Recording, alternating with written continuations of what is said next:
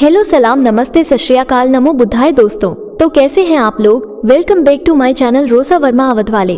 तो आज मैं कंटेजन मूवी जो 2011 रिलीज हुई थी उसका एक्सप्लेनेशन करूंगी।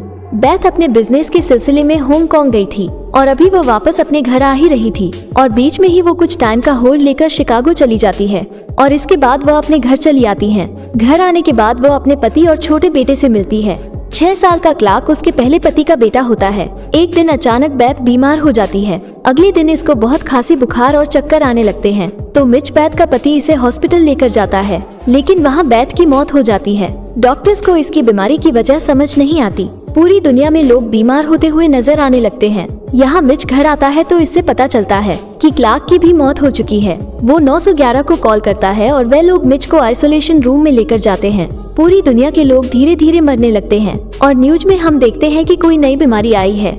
यूएस के सीडीसी डिपार्टमेंट के डॉक्टर्स को हम इस बीमारी के बारे में बात करते देखते हैं। डॉक्टर एरन को शहर जाना पड़ता है ताकि इस इन्फेक्शन को वो रोक सके। कुछ घंटों के बाद वो इस शहर में पहुंच जाती है और मिच से मिलती है और वो बेथ के बारे में पूछती है कि वो हांगकांग क्या काम करने गई थी। वो मिच से पूछती है कि वो शिकागो में क्यों रुकी थी और वहीं से मिच को पता चल जाता है कि शायद बेथ अपने पुराने दोस्त से मिलने गई थी और वो इसको चीट कर रही थी। यहाँ पर मिच का ब्लड टेस्ट किया जाता है पर इसे कोई इन्फेक्शन नहीं होता क्योंकि इसका इम्यून सिस्टम बहुत स्ट्रांग था। अब मिच को घर भेज दिया जाता है। मिच की ये दूसरी शादी बेथ से हुई थी। पहली शादी से उसकी 16 साल की एक बेटी भी थी जिसका नाम कैरी होता है। वो भी अपने पापा से मिलने इसी हॉस्पिटल आती है। मिच को टेंशन होती है कि उसकी बेटी भी इस शहर में आई है, उसे भी इन्फेक्शन हो सकता है, इसीलिए अपनी बेटी को लेकर वो घर चला जाता है। अचानक ये वायरस यूएस में आ गया है। इसका खतरा देखते हुए होमलैंड सिक्योरिटी के लोग डॉक्टर एली से मिलने आते हैं। इन्हें लगता है कि ये डिसीज एक बायो वेपन है जो जानबूझकर रिलीज किया गया है बड़े बड़े मुल्कों को टारगेट करने के लिए और कोई इंटरनेशनल टेररिस्ट ऑर्गेनाइजेशन इसमें इन्वॉल्व है। और दूसरी तरफ डॉक्टर एरिंगटन हांगकांग ट्रैवल करते हैं ताकि वो जान सके कि बेथ कहाँ गई थी और कैसे इसके जरिए यह वायरस फैला है। इसी रिसर्च के दौरान पता चल जाता है कि यह वायरस सुअर और चमगादड़ की जेनेटिक मटेरियल से बना है और लोग वायरस पर स्टडी कर रहे हैं ताकि कोई वैक्सीन तैयार हो सके। पर अभी तक इस पर काम नहीं हो पा रहा क्योंकि जिस भी सेल में इस वायरस को डालते हैं वो कुछ ही देर में मर जाता है और अभी तक इस वायरस से 8 मिलियन लोग इन्फेक्टेड हो चुके हैं और हर 12 आदमियों में से एक को ये इन्फेक्शन होने का खतरा था। इस वायरस से बचने के चांसेस 25-30% ही थे। यहाँ पर इन्फेक्शन ज्यादा बढ़े ना, इसलिए गवर्नमेंट एक फैसला लेती है।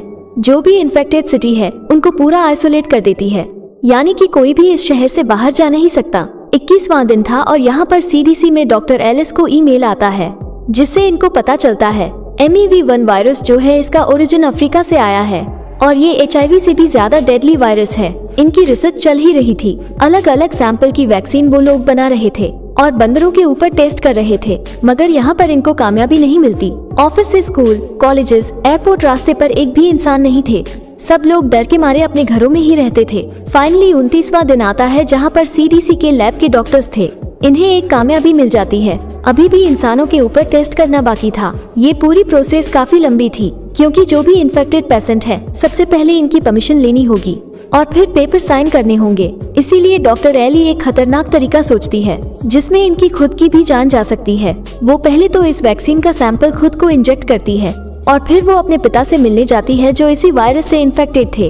वो अपना मास्क निकालकर इनसे काफी देर तक बात करती है। अब इस बात को 2-3 दिन गुजर जाते हैं। डॉक्टर एली को इस वायरस का कोई भी इन्फेक्शन नहीं होता, यानी कि इनका खुद पर एक्सपेरिमेंट सक्सेस हुआ था। यहाँ पर WHO और बाकी ऑर्गेनाइजेशन को ये डिक्लेयर कर दिया जाता है कि हमें वैक्सीन सक्सेसफुली मिल गई है और पूरी दुनिया में ये न्यूज इंटरनेशनल लेवल पर बता दी जाती है।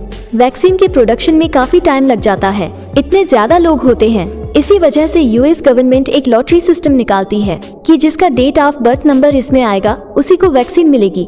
पर नेक्स्ट लॉटरी वापस 3 माह के बाद आएगी। ऐसे करते करते धीरे धीरे ये वैक्सीन लोगों को दी जाती है और फिर धीरे धीरे दुनिया वापस अपनी राह पर आती है। लोग वापस काम पर जाने लगते हैं। आखिर में हम देखते हैं कि ये वायरस कैसे फैला। तो हांगकांग में एक बुलडोजर गलती से एक पुराने पेड़ को तोड़ देता है जिसमें कुछ चमगादड़ डिस्टर्ब हो जाते हैं और फिर वहाँ से वो चमगादड़ केले के पेड़ पर जाकर बैठ जाते हैं और कुछ केलों को बाइट करते हैं। अब वहाँ से चमगादड़ एक पिग फॉर्म में जाते हैं और एक चमगादड़ केले को गिरा देता है और एक पिग उसे खा लेता है।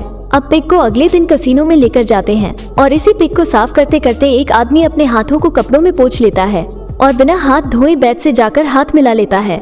और इसी तरह ये चमगादड़ों और पिग का वायरस बैत के जरिए पूरी दुनिया में फैल जाता है। दोस्तों, अब आपको क्या लगता है कि कोरोना वायरस के बारे में क्या सच था और क्या झूठ था? कमेंट बॉक्स में जरूर बताएगा। वीडियो पसंद आया हो तो वीडियो को लाइक करें, शेयर करें और रोसा वर्मा अवध वाले चैनल को जरूर सब्सक्राइब करें। वीडियो देखने के लिए बहुत बहुत धन्यवाद।